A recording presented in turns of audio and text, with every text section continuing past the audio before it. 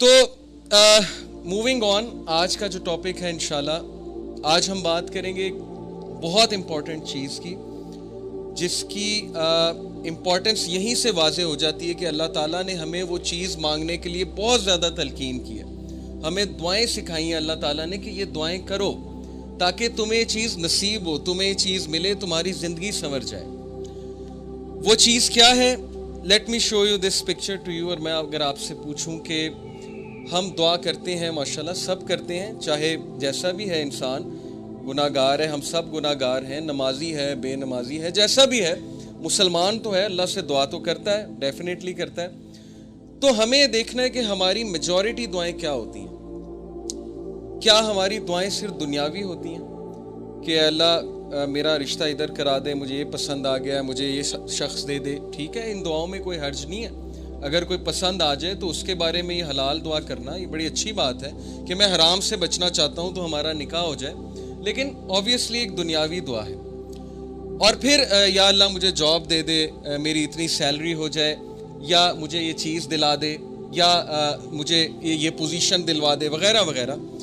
یہ ساری دنیاوی دعائیں ہیں. اور اسی طرح بچوں کے بارے میں ماں باپ جتنی بھی دعائیں کرتے ہیں موسٹلی دنیاوی ہوتی ہیں کہ اللہ اس کا یہاں ایڈمیشن ہو جائے، اس کی زندگی سنور جائے، اس کو اچھی بیوی مل جائے، یا اس کو اچھا خاوند مل جائے، وغیرہ وغیرہ، اس کا نصیب اچھا ہو جائے. حرج کوئی نہیں ہے، میں یہ نہیں کہہ رہا کہ یہ دعائیں غلط ہیں، بالکل کرنی چاہیے. لیکن کتنے پرسنٹ ہماری دعاؤں کا حصہ اس بارے میں ہوتا ہے کہ یا اللہ مجھے ہدایت دے دے، یا اللہ کل مجھے موت آئے تو سجدے میں آئے، یا اللہ کل مجھے موت آئے تو ہدایت پہ موت آئے، یا اللہ مجھے نبی صلی اللہ علیہ وسلم کی کمپنی نصیب فرما جنت میں، یا اللہ میں موسیٰ علیہ السلام سے ملنا چاہتا ہوں تو مجھے ان کی کمپنی نصیب فرما، یا کسی صحابی کے گھر کے قریب مجھے گھر دے جنت میں. یو انڈرسٹینڈنگ نا کہ دعاؤں کا پیراڈائم ہی شفٹ ہو گیا ہے. دنیاوی تو ہیں ہی، لیکن وہ دعائیں جو ایکچولی میٹر کرتی ہیں، جیسے ابراہیم علیہ السلام کی آپ دعا چیک کریں اور ان کا ویژن چیک کریں. کیا مانگا اللہ سے کہ ربی جعلنی مقیم الصلاۃ ومن ذریتی ربنا وتقبل دعا ربنا اغفر لی ولوالدی وللمؤمنین یوم یقوم الحساب. کہ اے میرے رب میری اولاد کو نماز پر مقیم رکھی. یعنی اپنے لیے بھی دعا کی، اولاد کے لیے. اور اولاد سے مراد پتہ نہیں پشتوں کی پشتیں ہیں کہ میری پشتوں میں سے بے نمازی کوئی نہ آئے. ویژن چیک کریں. ہم تو مانگتے ہیں نا بچے کے لیے جاب مانگتے ہیں، ٹھیک ہے، اچھی بات ہے، بچہ اب جاب پہ لگے، بہت اچھی یونیورسٹی میں جائے، پڑھے. لیکن اتنی دعا، یہ دعا کتنے لوگ کرتے ہیں کہ اللہ میری اولاد اور میری پشتوں میں سے بے نمازی کوئی نہ آئے. نمازی بنانا سب کو، اپنا فرما بردار بنانا، عبادت گزار بنانا. ربی جعلنی مقیم الصلاۃ ومن ذریتی ربنا وتقبل دعا، اے میرے رب میری دعا قبول فرمانا. ربنا اغفر لی ولوالدی وللمؤمنین، اے میرے رب مجھے معاف کرنا، میرے والدین کو معاف کرنا، اور مومنین کو جو آنے والے ان کو معاف کرنا. یوم یقوم الحساب، اور اس دن ہمارا حساب آسان لینا. دس از ویژن. یہ ہوتی ہے لیڈرشپ، اور یہ ہوتا ہے ایک لیڈر کی دعا کہ کتنے ویژن کے ساتھ کتنی براڈ دعا کر رہے ہیں. اسی طرح نبی صلی اللہ علیہ وسلم کی فیوریٹ دعا آپ کو پتہ ہے کیا تھی؟ ربنا آتنا فی الدنیا حسنۃ وفی الآخرۃ حسنۃ وقنا عذاب النار. Very comprehensive. حضرت عائشہ کہتی ہیں اللہ کے نبی کی فیوریٹ دعا تھی، اور یہ اتنی کمپریہنسو ہے کہ اس میں ہر چیز آ جاتی کہ Allah gave me the best of both worlds. ادھر جو بھی آپ دیں گے وہ بیسٹ دیجیے گا، وہ میری آخرت کے لیے بھی اچھا، اور آخرت میں بھی بیسٹ دیجیے گا. تو دعاؤں کا نا تھوڑا سا پیراڈائم شفٹ کیجیے. اصحاب کہف کی دعا، ربنا آتنا من لدنک رحمۃ وہیئ لنا من امرنا رشدا. اے ہمارے رب ہمیں گائیڈ کر سیدھے راستے پہ، اور ہمیں ہدایت پہ میں انکریز کر، اور ہمیں راستہ دکھا، اور ہمیں ثابت قدم کر دے. اس میں سب کچھ آتا ہے اس دعا میں. تو جب بھی آپ کے معاملات آپ کے ہاتھ سے نکل رہے ہو نا، آپ کو سمجھ نہ آ رہی ہو میں کیا کروں، میں کہاں جاؤں، مجھے کوئی پاتھ سمجھ نہیں آ رہا ہے، مجھے کوئی وے آؤٹ سمجھ نہیں آ رہا ہے، تو دس از دی دعا کہ O our Lord show us the way and guide us on that way and make us steadfast on that way. تو اصحاب کہف کی دعا ہے.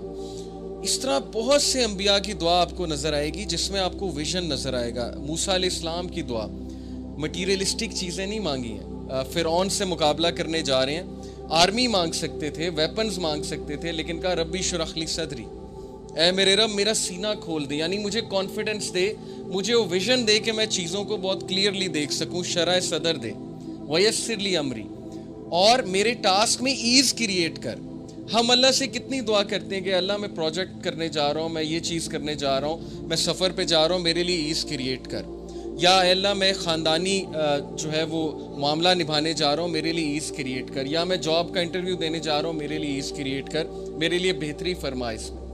واحلل عقدۃ من لسانی یفقہوا قولی, اور میری زبان کی گرہ کھول دے, اس میں جو لکنت ہے اس کو کھول دے, اور تاکہ میں تیرے دین کی بات کر سکوں. یفقہوا قولی, میں بہت اچھے سے بات کر سکوں. واجعل لی وزیرا من اہلی ہارون اخی, اور مین پاور مانگی, ریسورسز نہیں مانگے کہ پیسے دے دیں, فوج دے دیں, کہا بس ایک بندہ دے دیں, ایک مخلص ساتھی دے دیں جو میری نبوت میں شریک ہو, ہارون میرا بھائی. اسپیسیفک ہو کے دعا کی. تو ہم نے یہ دیکھنا ہے کہ ہم کیا دعاز کر رہے ہیں. کیا ہم ہدایت مانگ رہے ہیں اللہ تعالیٰ سے؟ کیا ہم اللہ تعالیٰ سے توفیق مانگ رہے ہیں؟ کیونکہ عمر رضی اللہ عنہ نے کہا تھا کہ مجھے یہ ڈر نہیں ہے کہ میری دعا قبول ہوگی کہ نہیں, مجھے یہ ڈر ہے کہ مجھے دعا کی توفیق بھی ہوگی کہ نہیں. یہ بہت بڑی بات ہے کہ میں دعا بھی کروں گا کہ نہیں کروں گا. اصل بات یہ ہے.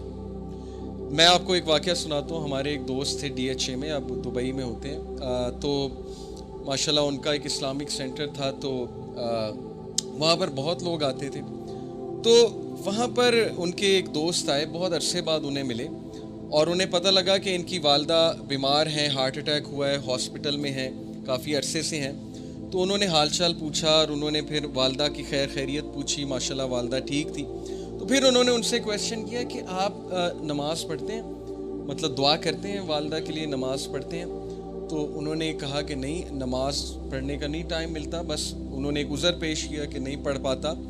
تو انہوں نے کہا کہ صحیح بتائیں جمعہ آپ نے کب پڑھا ہے؟ تو ان کے لائف سٹائل سے پتہ لگ رہا تھا کہ جمعہ بھی نہیں پڑھا, کافی عرصہ ہو گیا. تو شرمندہ ہو گئے تھوڑے, کہتے کہ نہیں جمعہ بھی نہیں میں پڑھ سکا.